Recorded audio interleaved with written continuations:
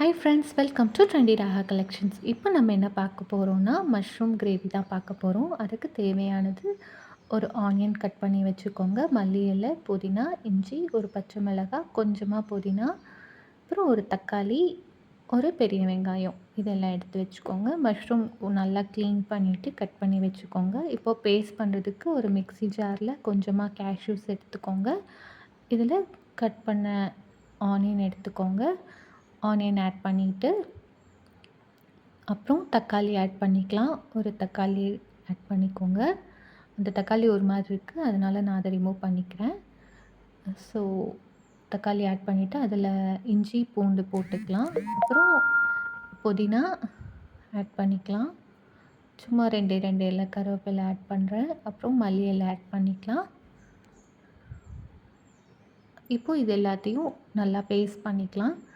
இதை பேஸ்ட் பண்ணிவிட்டு ஒரு கடாய் சூடானதுக்கப்புறம் ஹீட் ஆனதுக்கப்புறம் ஆயில் ஆட் பண்ணிக்கோங்க. இந்த தண்ணியெல்லாம் போகணும். தண்ணியெல்லாம் போனதுக்கப்புறமா ஆயில் ஆட் பண்ணிக்கோங்க. இப்போது நம்மளோட ஆயில் சூடானதுக்கப்புறம் மஷ்ரூம்ஸ் க்ளீன் பண்ணி கட் பண்ண மஷ்ரூம்ஸை வந்து அதில் போட்டு சிம்மில் வச்சு நல்லா வதக்கிக்கலாம். இப்படி வதக்கி போட்டோன்னா ரொம்ப டேஸ்டியாக இருக்கும். டைரெக்டாக போடுறத விட இப்படி வதக்கி போட்டோன்னா ரொம்ப டேஸ்டியாக இருக்கும். நீங்கள் ட்ரை பண்ணி பாருங்கள் கண்டிப்பாக. அப்படியும் செய்யலாம், இப்படியும் செய்யலாம். இப்படி செய்யும்போது உங்களுக்கு ரெஸ்டாரண்ட்டில் வாங்கி சாப்பிட்ற அதே டேஸ்ட் உங்களுக்கு கிடைக்கும். இது வந்து சப்பாத்திக்கும் நல்லாயிருக்கும், ரைஸ்க்கும் நல்லாயிருக்கும், புலாவ் எல்லாமே எல்லா இதுக்கும் நல்லா இருக்கும். செஞ்சு பாருங்கள் எப்படி இருக்குன்னு. ஸோ நம்ம தண்ணி விடும். மஷ்ரூம் வந்து அதுலேயே உங்களுக்கு தண்ணி விடும். அதுவும் சால்ட் ஆட் பண்ணிங்கன்னா நல்லாவே தண்ணி விடும். இப்போ சால்ட் ஆட் பண்ணுறோம்.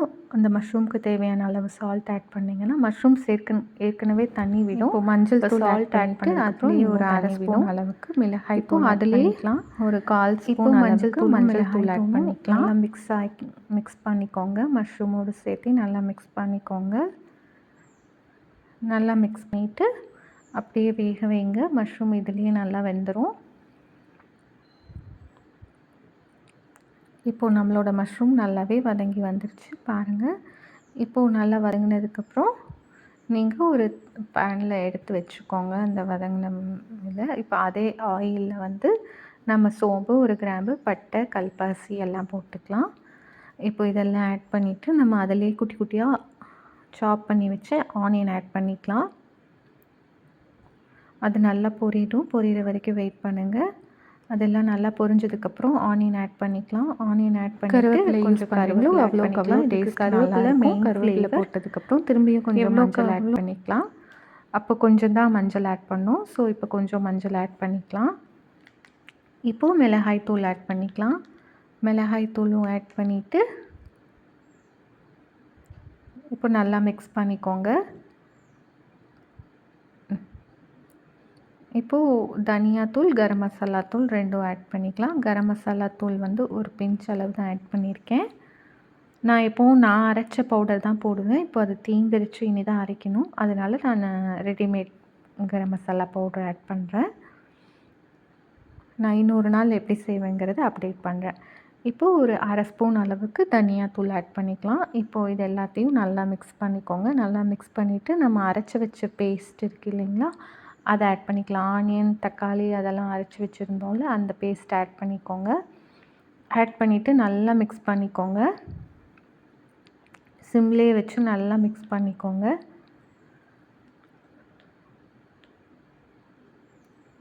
நல்லா மிக்ஸ் பண்ணிவிட்டு அந்த பச்சை வாசம் போகிற அளவுக்கு வேக வைங்க.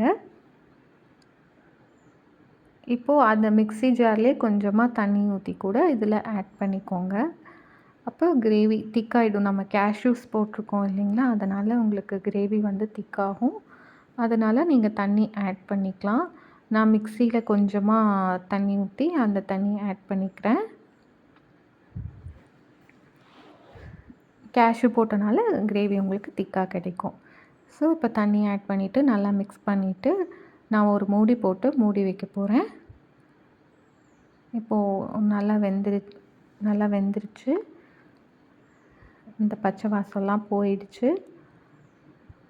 நல்லா போனதுக்கப்புறம் நம்ம வேக வச்ச மஷ்ரூம் எடுத்து ஆட் பண்ணிக்கலாம் இதில்.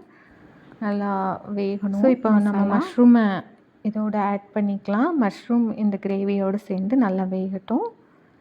அப்போ ரொம்ப டேஸ்ட் நல்லாயிருக்கும். இப்போவே சாப்பிட்ணும் போல் இருக்குது பாருங்கள். நல்ல வாசனையாகவும் இருக்குது. நல்லா சுட சுட ரைஸ் வச்சு இதை சாப்பிட்டா ரொம்ப நல்லாயிருக்கும். ஸோ இப்போது நம்ம அப்படியே கொஞ்சம் தான் சால்ட் போட்டிருந்தோம். இப்போது கிரேவிக்கு தேவையான சால்ட் ஆட் பண்ணிக்கோங்க. அப்போது மஷ்ரூம்க்கு தேவையான சால்ட் போட்டோம். இப்போ கிரேவிக்கு தேவையான சால்ட் ஆட் பண்ணிக்கோங்க. நல்லா மிக்ஸ் பண்ணிவிட்டு பெப்பர் கொஞ்சமாக நான் ஆட் பண்ணிக்கிறேன். பெப்பர் போட்டு செஞ்சால் ரொம்ப நல்லாயிருக்கும். உங்களுக்கு வேணும்னா போட்டுக்கோங்க, வேண்டாட்டி ஸ்கிப் பண்ணிவிட்டு மிளகாய் தூளே போட்டுக்கோங்க. நான் பெப்பர் போடுறேன். அந்த ஃப்ளேவர் ரொம்ப டேஸ்டியாக இருக்கும். ஸோ நல்லா மிக்ஸ் பண்ணிவிட்டு இனி சர்வ் பண்ணிடலாம். மல்லி இலை மட்டும் ஆட் பண்ணிவிட்டு சர்வ் பண்ணிடலாம். நம்மளோட மஷ்ரூம் கிரேவி ரெடி ஆகிடுச்சு. இதை ட்ரை பண்ணி பார்த்துட்டு கமெண்ட் பாக்ஸில் எப்படி இருக்குன்னு கமெண்ட் பண்ணுங்கள். இந்த வீடியோ பிடிச்சி